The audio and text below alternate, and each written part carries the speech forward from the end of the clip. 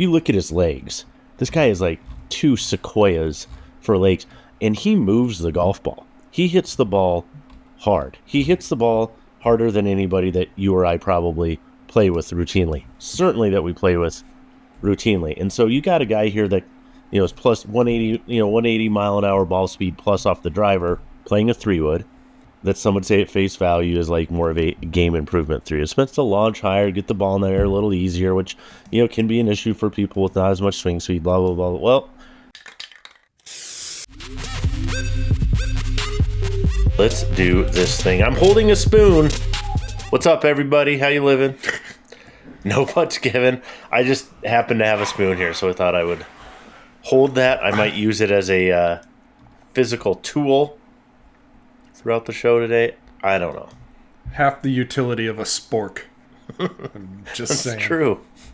A little bit surprising. Today on Noputtsgiven, why does the spork not get more love? What is the golf club equivalent of a spork? Yeah, like a great idea that on paper should obsolete. It's more efficient. It should obsolete 2 items. It should get rid of the spoon and the fork, and yet here we are with still spoons and forks. Maybe it's kind of like TaylorMade's wedge with the, that had the interchangeable or removable face. It's kind of like a hybrid though, isn't it? Yeah, but that was such a great idea. Like on paper, that makes so much sense. Just replace the face. Maybe? Maybe? I don't know. Editor's Choice Awards this week. We'll talk some equipment things. We noticed a couple interesting trends, I guess, or statistics, feedback, whatever you want to call it, from the U.S. Junior Am. Lottie Woad, way to go. I mean, maybe let's just start there. So, not since Rose Zhang have we seen this, which obviously wasn't that long ago, but number 1 ranked. Feels like last month. That almost. Was like, yeah. But number 1 ranked amateur. I mean, obviously won a couple weeks ago as an amateur. Decided to forego her senior year at Florida State. Had accumulated enough points to get a start, and get some access to events.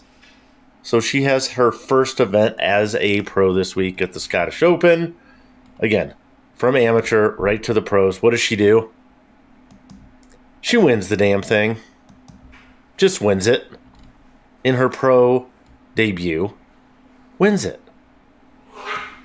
I mean, it's not often we see one. It's the first since 2023.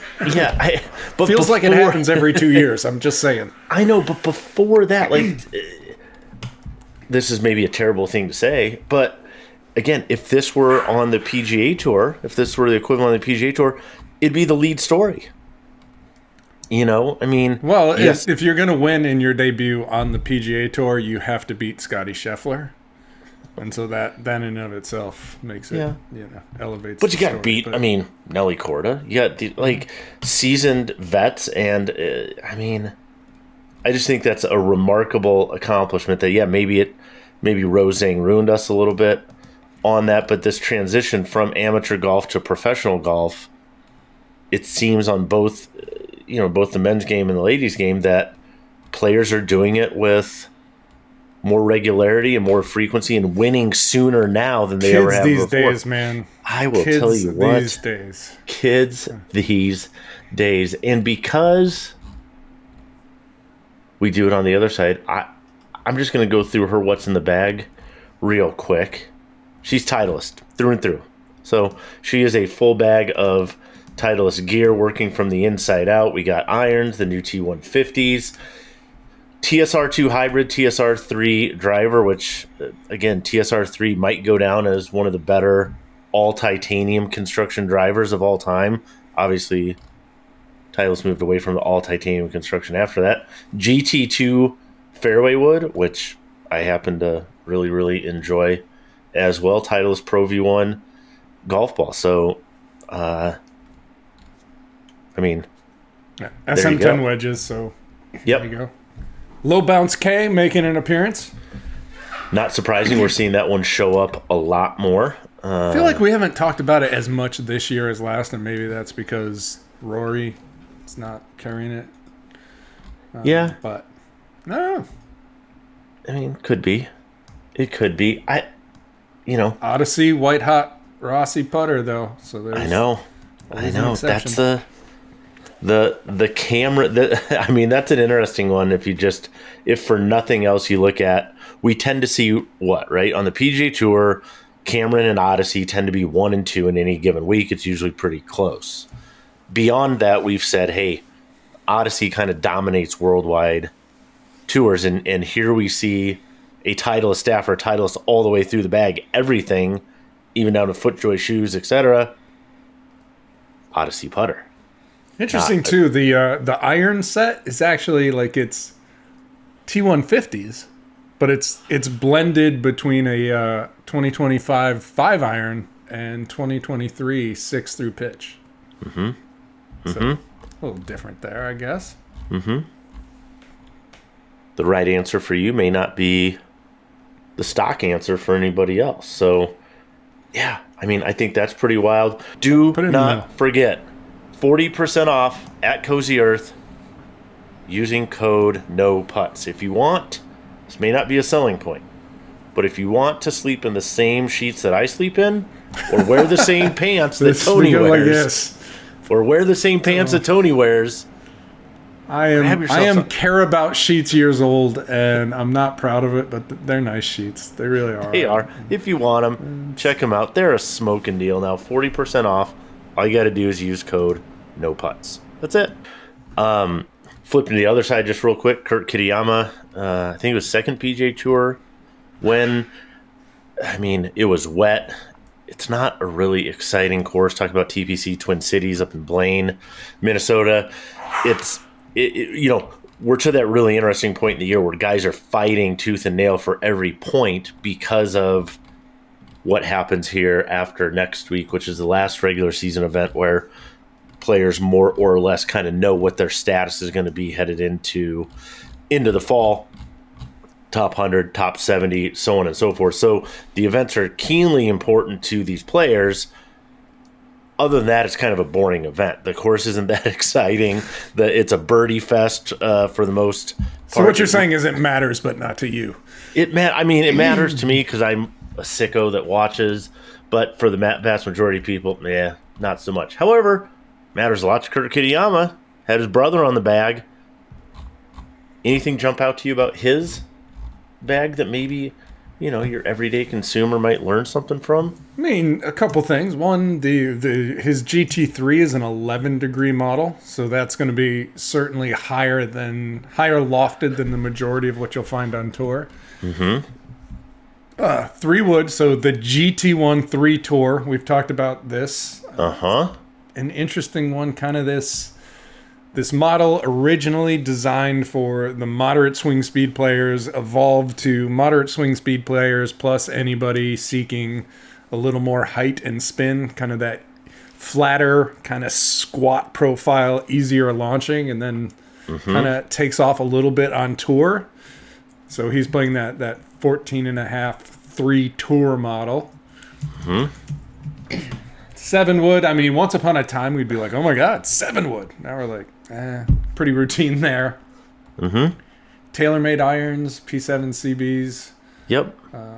With a couple of MBs thrown in the mix. Sure. 5 through pitch, actually. So just a single CB plus blades. Not seeing a lot of blades anymore. Not as many. Lots of lead tape. Get that swing weight where you want it, baby. I love the lead tape. Let's go lead tape. Here's one for lead tape. One thing I have to note, though, I think we almost need to just get rid of, in some areas, talking about certain clubs being for players of certain either abilities or swing speeds. Now, that's always going to be the case in some lineups, but not with at least Titleist and GT stuff, because Kitayama, they called him Quadzilla. If you look at his legs, this guy is like 2 sequoias for legs, and he moves the golf ball. He hits the ball hard. He hits the ball harder than anybody that you or I probably play with routinely. Certainly that we play with routinely. And so you got a guy here that is plus 180, 180 mile an hour ball speed plus off the driver, playing a 3 wood.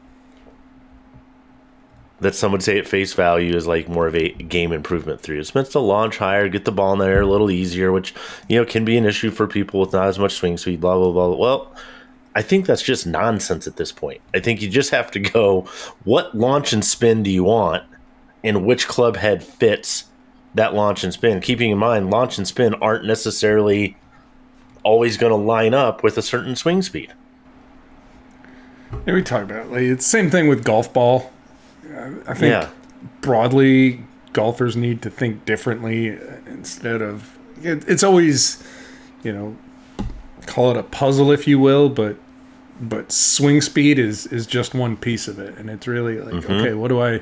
Regardless of how fast I swing or don't swing, as the case may be, what do I need this to do? Do I need it to fly higher? Do I need it to fly lower? Do I need more spin? Do I need less spin? Do I need more forgiveness? Or is forgiveness really not that important? So yes. And some of those things have very little to do with swing speed. We've talked about kind of that strange inverse correlation between reality and marketing, where a lot of the high MOI, the more forgiving clubs are targeted or marketed towards slower swing speed players. In reality, it's often because, again, speed is like gasoline, right? It's the faster swingers who tend to be punished more by a lack of forgiveness. So, point being, like, anything can work for just about any golfer if it delivers what the individual needs. So. Yep. And people need to get out of the thinking of, hey, this is super restrictive. Again, I get manufacturers have to do some of these things in general. Like, hey, it's got to be simple. It does. It has to be simple. It has to be most like so. Okay, so on balance, most often somebody that's going to fit this club probably has these characteristics. Yep. And most of the time, things can be mostly true, but that does not mean it's probably like 50% of the time. Maybe right. So you're going to get in that average range, but every bell curve has tails, right? And it's not always clean, unfortunately. No. All right, moving on.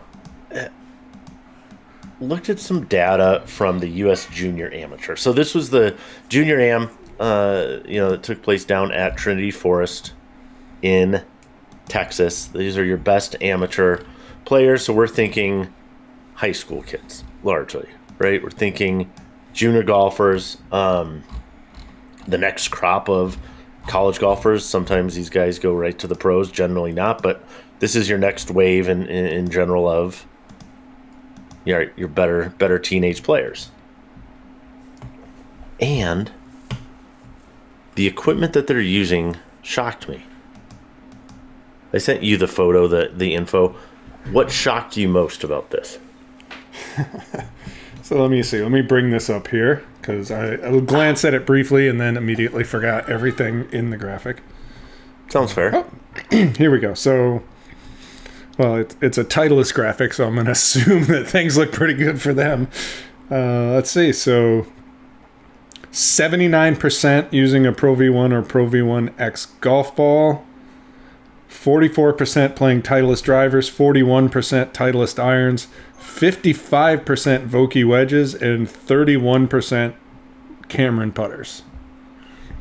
And this comes from the Darrell survey. So this isn't, yes, it's a Titleist post that we're seeing here, but these aren't Titleist numbers. These numbers are coming from Darrell survey, which does the weekly equipment surveys for all the tours. And the other events, apparently. Major golf events. Yeah. 79% Pro V1, Pro V1X. Not particularly surprising. I'm going to tell you those are probably the two most consistent golf balls on the planet. You can throw a left dash in there as well.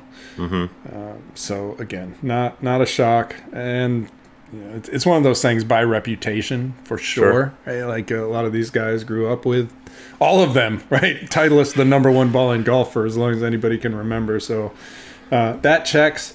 44% drivers. I would have maybe thought a little surprising, and this is it's tough. We know that this has become, with the really, I guess, going back to TS, the original TS, right? Point of emphasis of kind of recapturing junior golfers, because Titleist was number one with juniors for a long time and then kind of fell off. And I would say in the driver category in particular, with good reason. Iron sets, again, 41%. Solid. The one that surprises me, honestly, looking at this, Vokey wedges at 55%, which, don't get me wrong, that's a big number. It's more than half. I'm kind of like, I'm like, what are the other ones? That's my next question. All right, if not Vokey at this level, at the junior level, what are they playing? Is it Callaway? Is it Cleveland? Is it TaylorMade? Maybe Ping. So, and it may very well be a reasonably even split somewhere in that mix, but yeah, that's a curiosity. And then if I'm Titleist and I'm looking at this stat that I shared, I'm looking at that putter number, and it's a concern.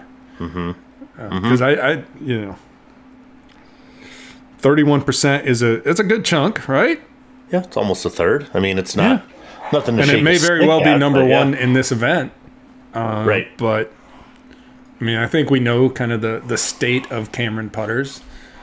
Certainly not hemorrhaging share, but leaking. And so it makes sense that it would trickle down to this kind of elite junior level, if you will.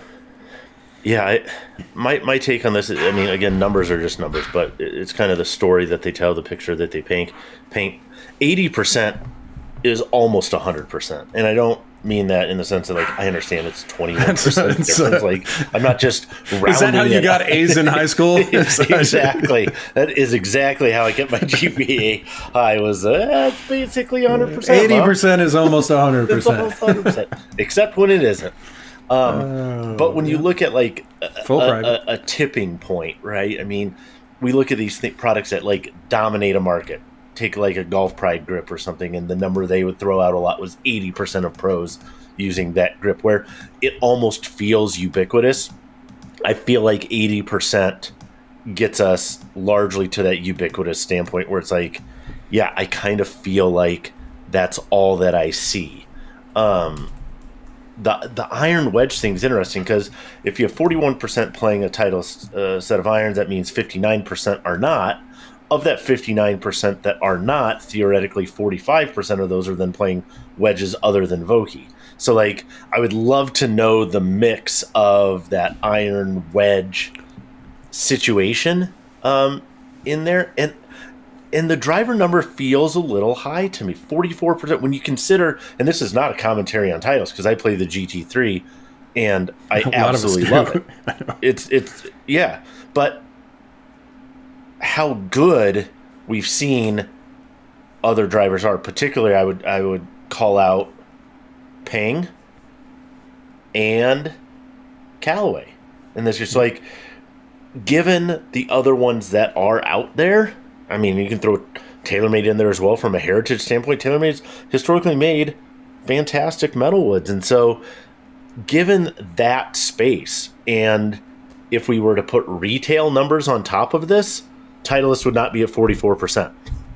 So, again, yep. You know, so it's a place. I mean, there is a missing piece in this too, right? This Titleist provided graphic does not contain numbers for fairway woods. Yep. And so we don't know about fairway woods. I would assume the fairway wood is probably TaylorMade. I'd be shocked. Best guess. Hybrids, I don't know. I don't know what the breakdown is with this demographic, right? Is it hybrids? Is it utility woods? Is it or utility irons, excuse me? Is it high lofted fairway woods? I don't know. Yeah. How it all shakes out, but it's certainly interesting to kind of see, you know, what the youngins are bagging. Yeah. The Titleist piece of it, and why none of this is particularly surprising, is we know from being at TPI, working with the fitters, and just kind of being familiar with what they're doing, they place tremendous emphasis on kind of this next generation of golfers, right? They have a next gen fitting program, right? An entire team of really, really good fitters dedicated to serving kind of these up and coming youngsters, if you will. So again, not surprising. There's an effort here. And it's not half-assed at all, right? It's dedicated, spend full fitting resources, the kind of, you know, TPI level and beyond for these guys. So it's not surprising with that in mind. And also, I don't know how prevalent it is, and this is anecdotal at best, but I've talked before about when I do take golf lessons with Anders. He's a Titleist staffer, and he is running. I've called it a junior factory. Mm-hmm. So like I said, he's deep into Titleist, works with Titleist closely, sends multiple kids every year to the Augusta Drive Pitch and Putt. His students have won the New York State Women's Amateur, and to be clear, Women's Amateur, not junior girls, any of that. Women's Amateur, 2022, and most recently, just a week or so ago, another one of his students won the New York Women's Amateur. So, again, I don't know how prevalent that is, but I would assume that is exactly the type of, what do you want to call it, local pro instructional, core that Titleist likes to partner with. And so I think that probably has an impact as well. Yeah. So super interesting. There, we also launched our Editor's Choice Awards. Now, this is an interesting one. We're kind of going to go through categories, debate some of these things, but hotly debated, hotly contested areas. Some of these ones I agree with, some of them I don't. But that's the fun part of. Well, we can argue over the ones that, or maybe we both agree on the ones we don't disagree with. on. I don't know. But that's the fun part of Editor's Choice stuff is we get to go kind of beyond the data, and it's data informed to a degree, but it really is like, hey, what do you think? Like, if somebody just asks, like, when my buddies come talk, you say, hey, what's the best wedge? What's the best this? Now, we have other categories in there, too, like the best story. It's data-driven. There's certainly some opinion that goes into it, right? It's not a math equation like most wanted testing is. Right. And there's also an element of, like, what's the story here? Is there a really good, compelling story which we think maybe will influence the market in one way or another? Right, exactly. There's context. So, context. Without further ado, let's start rocking through these. Story of the year, Rory completing the Grand Slam. I'm good with that one. Hard to argue. I'm good with that one. Now that... I mean, short of, right, and you can't necessarily point to a single thing, but Scotty Scheffler world domination, if you're looking to the tour for stories, is maybe next on the list. But yeah, I mean... I was very, very close on... I mean, had Happy Gilmore 2 come out earlier? Maybe. All right, number 2. Company of the year. We gave it to Lab Golf. You good with that? Yeah, I think this one was... I don't know if there were any dissenters among the staff, but it's kind of the tipping point year, and we'll talk about... rumors, we'll call it that the company has been sold or in the process of being sold. TBD on that. We can't say. But yeah, when you look at, again, the bigger picture, we've had some lab putters perform well in testing. We've had multiple staff members move to lab putters, but ultimately when you look, again, the story, right? What is the market influence here? Yeah. It's hard to argue that anything has impacted the market this year, like what lab has done steadily to get us to this point where gone from like, all right, these guys are quirky, and who's that guy with the little device wiggling his putter around, to, oh my God, sounds like everybody, a personal issue. Yeah, exactly. Everybody's got, almost everybody has a zero torque putter, which obviously dovetails. So that was clear, and it's all because of lab in my estimation, and that dovetails into the technology of the year, which is zero torque putters. And again, it was hard to look in another direction based on how the market in general has been impacted. My only contention with technology of the year is, like, I might want to give a honorable mention maybe to 3D printing. And the only reason that was the winner last year. Right. So, and I think it could be the winner next year. Like, depending on what happens, like, it was like, ooh, brand new, fresh, and then, Cobra got to the point where it was able to scale it reasonably so that it was affordable and to a degree. So I'm saying affordable, like, $3,000 for a set of irons, not $15,000. So, and they sold out quickly, so people bought them. But that's a single product. like, to me, where 3D printing could become like the tech story of the year is when we start to see maybe what it can do in other areas. Are there multiple products? How does this tech start to evolve? And does it start to reshape the balance a little bit within the equipment industry, both in terms of what consumers see, but also the water cooler talk that we get to hear of, ooh, okay, because we've had this discussion before where some OEMs, some companies have said stuff like, hey, we're doing this, doing that, da-da-da-da-da, we're really proud of this, ABC, and we're sitting there, you and I are looking at each other going, yeah, but this company over here doesn't care. They don't see you as a threat. They don't. Right.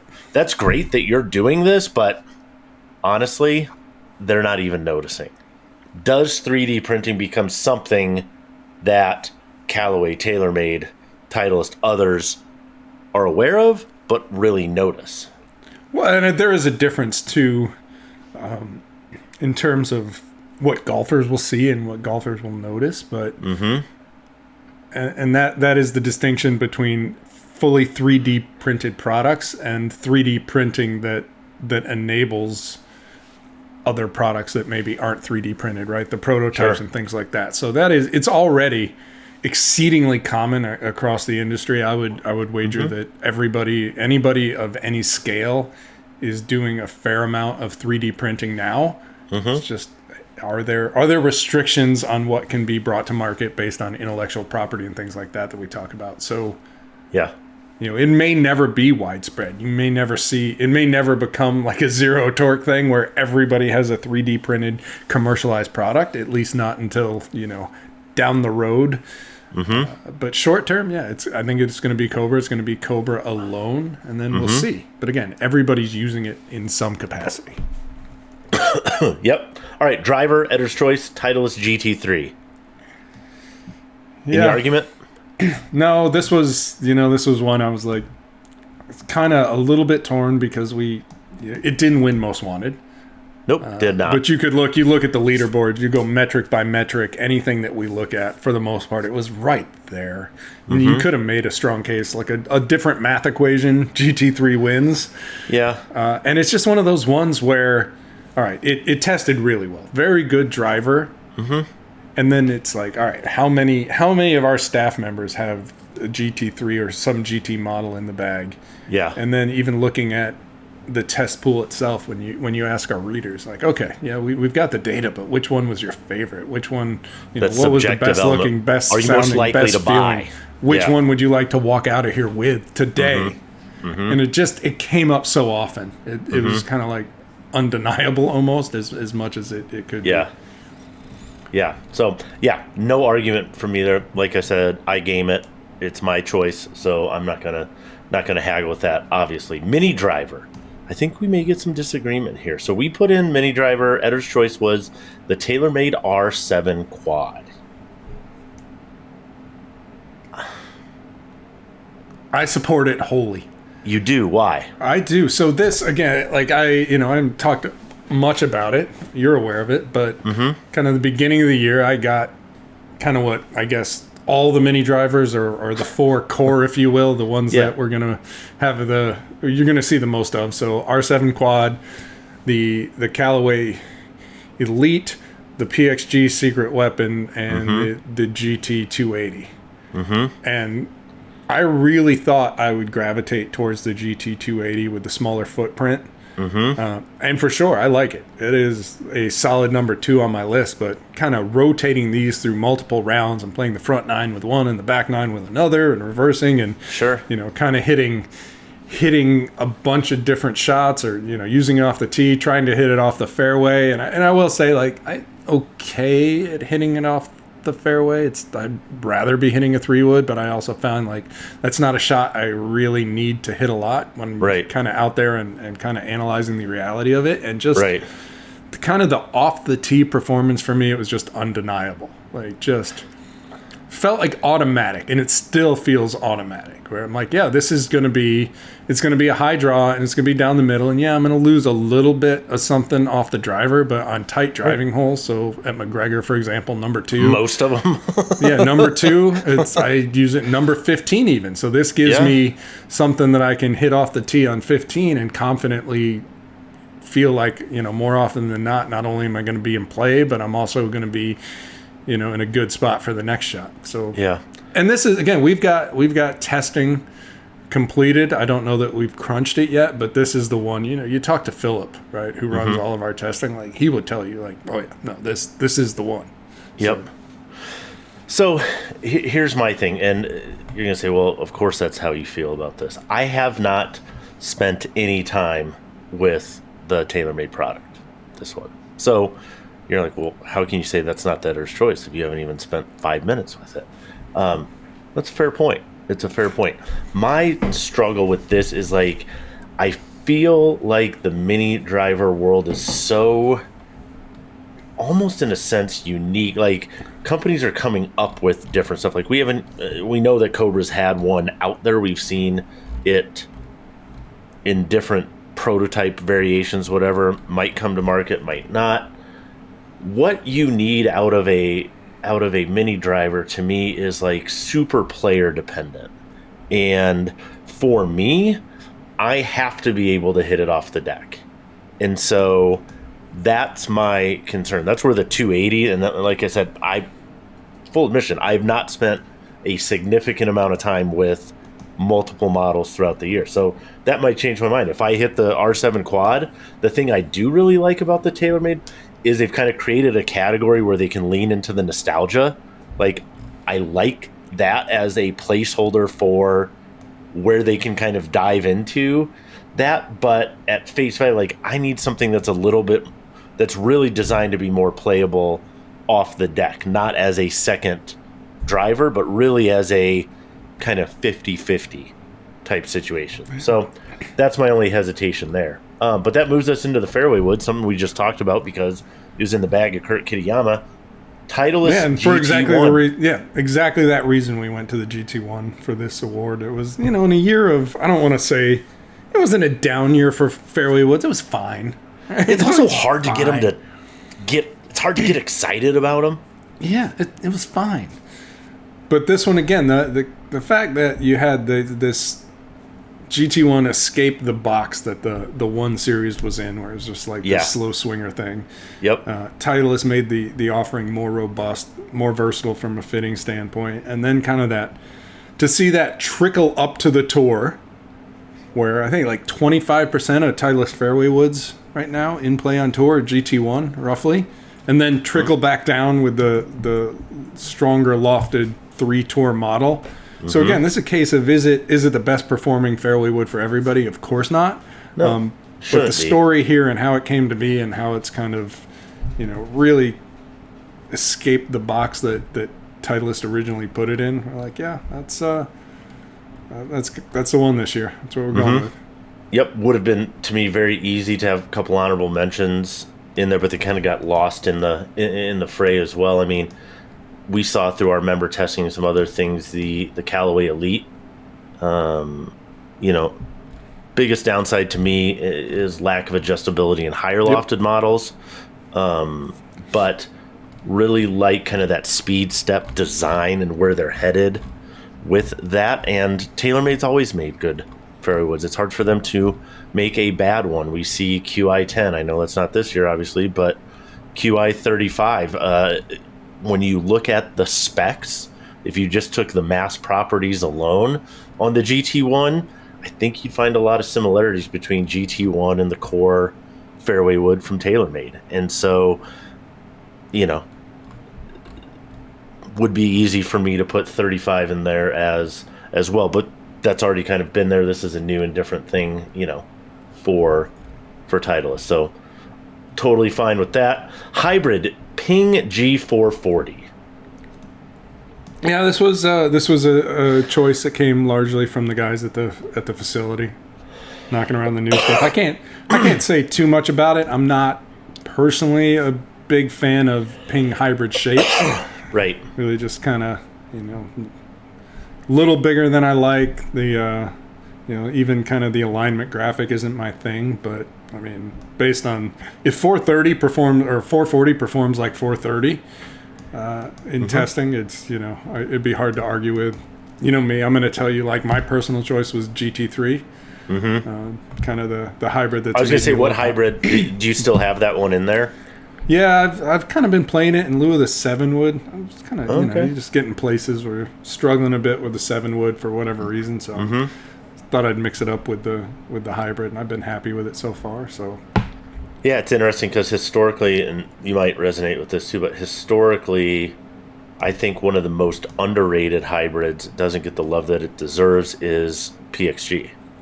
And even several generations ago, I still have one. I think it's the Gen 2 or Gen 3. Yeah, I mean, that's like, I'm still a Gen 2 guy. That when I like, feel just make this one again.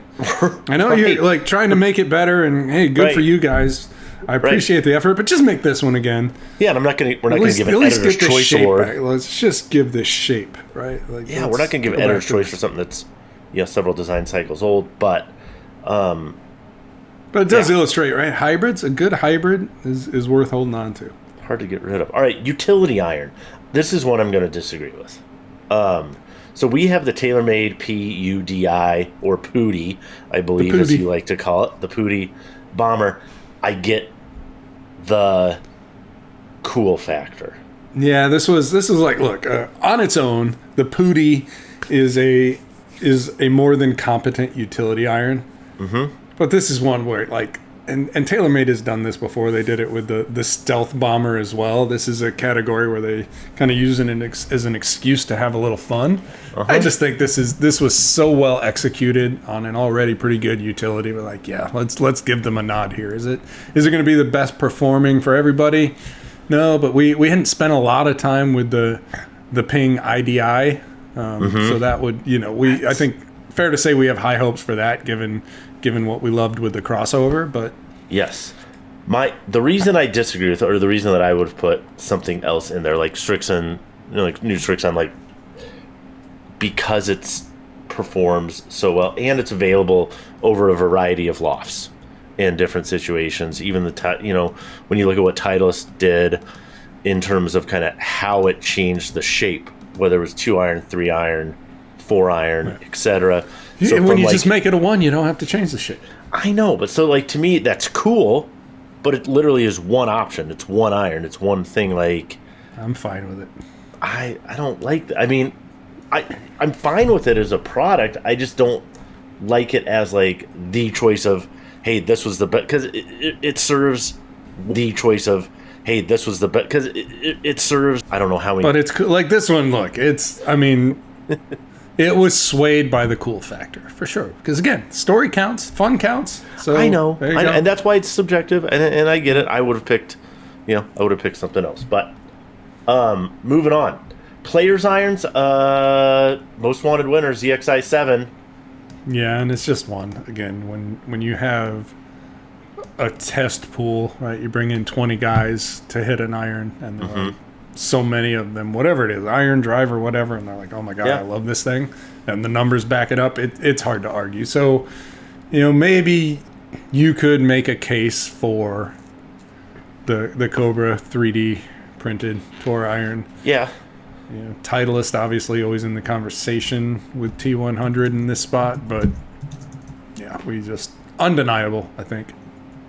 Yeah, I'm fine with it. I mean, like I said, and the other thing I would point out, I really, really like the new forging story, and I think, you know, for the thing I like about the Strixon one, it resonates on a couple different levels. There's a retail level. Hey, look good, perform good.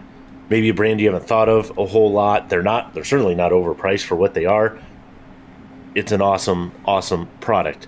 For the more gearhead person that's going to dive deeper into, what makes these different or unique, you're going to find a really compelling forging story that you go, that sounds awesome.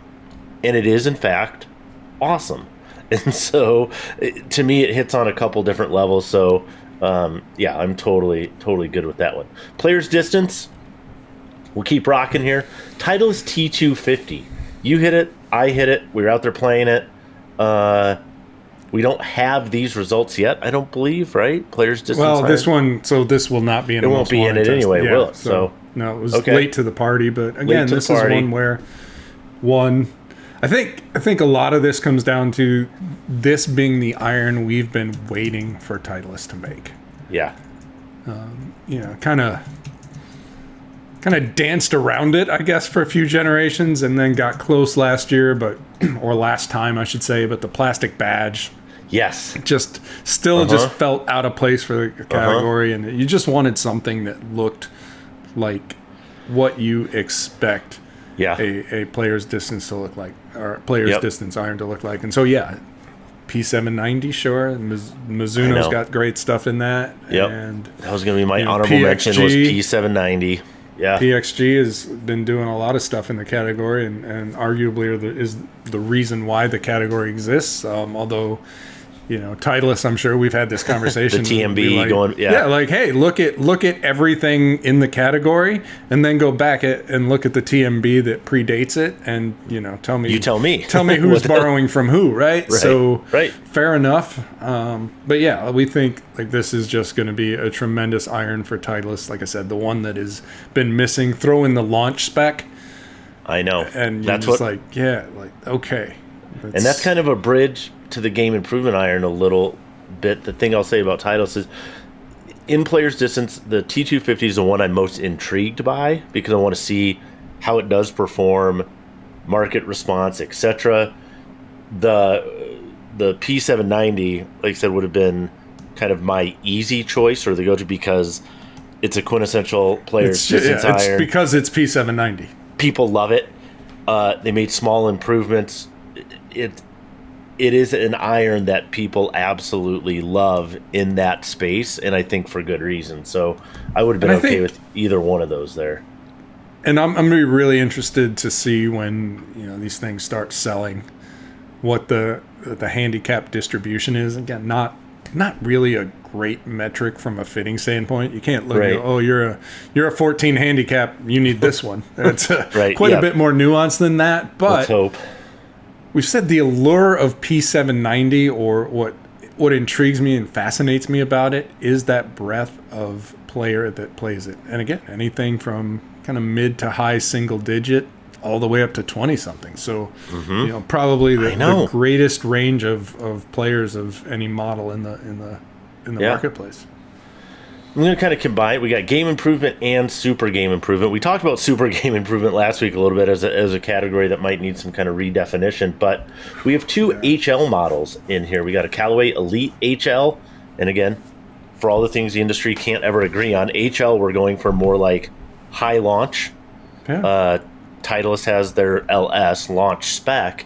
But basically same thing here. Mizuno JPX 925 hot metal HL. Yeah, and some of this is semantics, right? Where or manufacturer seemingly at times almost arbitrary decisions. Callaway says HL is a game improvement iron. Mizuno puts hot metal in that super game improvement category.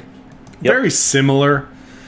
And for me, again, as we discussed, not every game improvement player needs exactly the same thing, but this is to me what a game improvement iron should do, right? It should be easy to hit. It should fly high. It shouldn't be kind of like, it's not, it shouldn't be distance charged. And while by no means would I say the Elite HL is short, no, it's not. This is maybe the most pleasant surprise in the Callaway lineup in quite some time, in the iron lineup, where it's just, and again, not to say Apex isn't good, but like, this is different. Like, we're really gonna concentrate on getting that flight, and maybe kind of again a little bit of that Titleist philosophy of like, oh yeah, we're gonna allow you to hit it in the air so that it lands soft, and all the good things that come with that. So yeah, I'm good with it. The first time I hit it out at ECPC when we were doing that, I was expecting it to feel kind of hollow, clicky, and it didn't. Yeah, I really like the Elite lineup. I was like, wow, for a game improvement iron, this feels really good. So in addition to everything you said there, have to be good with and it's that. I mean, and they did a much better job, like finish quality, things like that, where when you get into game improvement, super game improvement for things that aren't Apex or,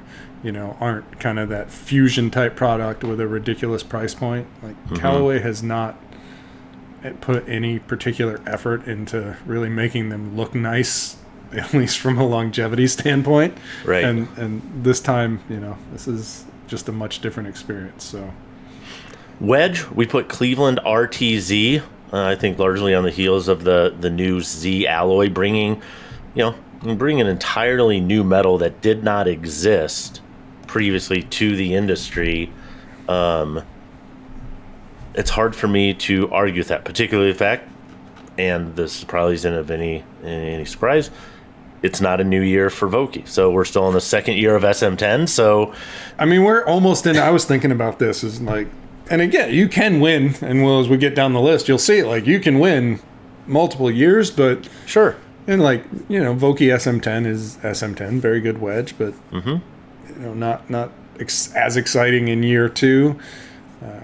Nothing new is. MG wedges coming, but not here yet. Opus, okay, last year release, right? So just Ping last year. So I don't want to say they won by default, but certainly they took advantage of the timing with a good story on a new material, and so here we are.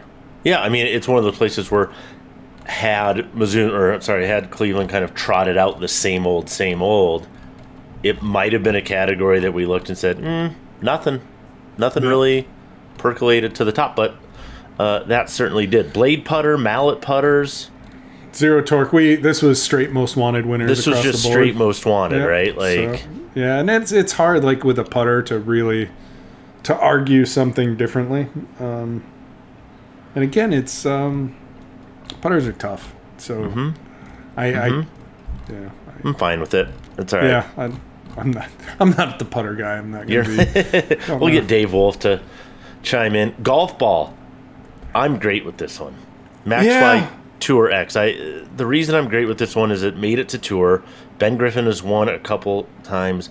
5 years ago, I don't think anybody would have predicted this and say, hey, we're going to take basically a house brand, a DTC brand, and it's going to get to the biggest tour in the world, and it's going to be in the bag of somebody who wins and trust it, let alone leapfrog these other ones. Like still the biggest surprise in ball testing is the first year we did the ball test was at 17. I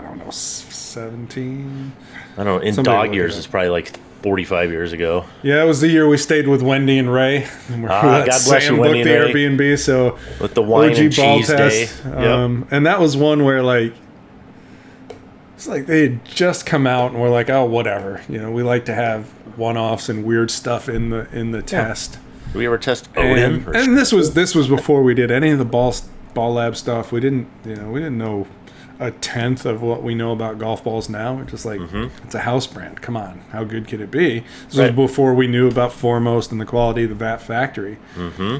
And we were just watching these fly, and we're like, my God! And this was before there was a Tour X, I believe, just the original MaxFly. And it was so obvious that this was a good golf ball, better than quite a bit of the leading brands at the time. Just when you look at things like, does it fly straight? Does it fly consistently? Does it not fly 40 yards offline? That kind of thing. So to see the evolution of MaxFly to now not just finding a guy on tour, but actually being in a winner's bag, guy who is maybe not a lock, but in the conversation for a Ryder Cup spot at this point. Again, just kind of a nod to the story, if you will. Hard to deny it. Moving on, these are a couple, categories which maybe are less impactful or less exciting. So we'll kind of cruise through some of these past the ball. Training aid, I'm all about stack system. Yeah, it's just, it is at the point where I just feel like this wins every year. Until something beats it, I think it should. Well, and that's the thing, though. It's not the same product every year. They just keep adding features. That's the point. That's why it keeps winning. Is they watch this speed training, like best in class speed training, bar none. You're not going to convince me otherwise. I'm sorry. I just believe in terms of not only how the system functions, the integration now with the stack launch monitor, but just the expertise behind it with Sasho and Marty. Forget about it. Like, Right. You're just not touching that. Right. Then you move on to the stack putting, which I haven't personally used much. You have. It's awesome. There you go. Stack It's putting how awesome. I compare And now putters. Like, should I try this one or that one? Take it through the protocols. It's your own kind of most wanted testing to determine maybe what putter might be good for you. And now we got short game stuff. So the way that it's the wedging evolved, stuff is incredible. It Yes. really is. Like, if you struggle with your wedges, if you're trying to dial in distance, whatever even it if is. you don't struggle with your wedges, it's how I practice wedges.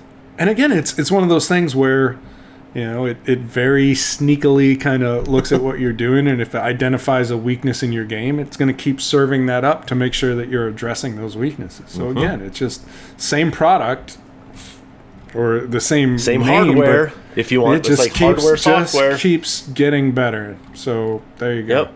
We should probably update the picture and make sure we include the radar in it, because that is a core part of the system. But anyway, yeah, I can't argue for anything else. I'm good with the glove. Whatever. Connor says so. Connor and Rob, they test good that with stuff. that. I'm good with, whatever. Whenever we go for fittings, I pick up a glove, and that's, I'm fine. But, I'm good with the rangefinder. Again, tough to beat Bushnell, if especially if the category is price doesn't matter. The only criticism I would have here is I think Bushnell's done a rather poor job of explaining how all these advanced features can work. Like, we see, hey, it's Bushnell X3 Pro Link. I don't know that your average consumer has any idea what Link means or what the product can actually do. And to me, that's part of the reason it is the editor's choice, or all these capabilities and integrations that it has. The downside is I don't know if 3% of people that own one of these is actually using all the capabilities of it. Well, because to get the most out of it, you need either a Bushnell or a Foresight launch monitor. That could be part of it. That's certainly a limiting factor given the price points on those. But at the end of the day, it's just Bushnell makes the best rangefinders right now. Yep. That we've seen. Again, there's some startup brands we've talked about that are finally someone getting serious about challenging them, especially in that premium category. And that's what Bushnell does better than anybody else. Like, if you want to spend less, like, shot scope stuff's great. There's a lot of stuff that's really good at a lower price point. But if you're looking for all the bells and whistles and the solid build quality and the reliability, the accuracy, all of that stuff, it's been tough. Shoes, I don't know. I'm a big FootJoy guy. I haven't worn the painter. These ones, the 87 SE, I tried a pair of painters very early on. No boy. So I don't know. Until I try them, don't want to comment on that. Personal launch monitor, I'm good with that. I'll go with that. Yeah, I mean, again, it's one of those things where it's, accuracy very close to Bushnell / Foresight, and just a couple of features you don't get anywhere else. So there you go. DTC, I'm fine with Vice Golf because they're doing a lot of different. They are making a huge concerted effort to do and expand stuff with more clubs, more things. Even if some of them aren't great, or we go, they're expanding their footprint in that D2C world. I mean, they are full line DTC golf brand right now. Yeah. So I mean, you can make arguments for others, no doubt, but you got that. You're a big Chipotle guy. Cobra and Chipotle is the best collab. That's what we came up with. I think the other one, Bridgestone and Pabst, was intriguing, and obviously there's been some apparel stuff that's been interesting, but just, I just thought this one was so well executed. And where it comes from. Shows up in a Chipotle bag, the Chipotle wrapper, and of course a head cover that really does look like a burrito. So it's awesome.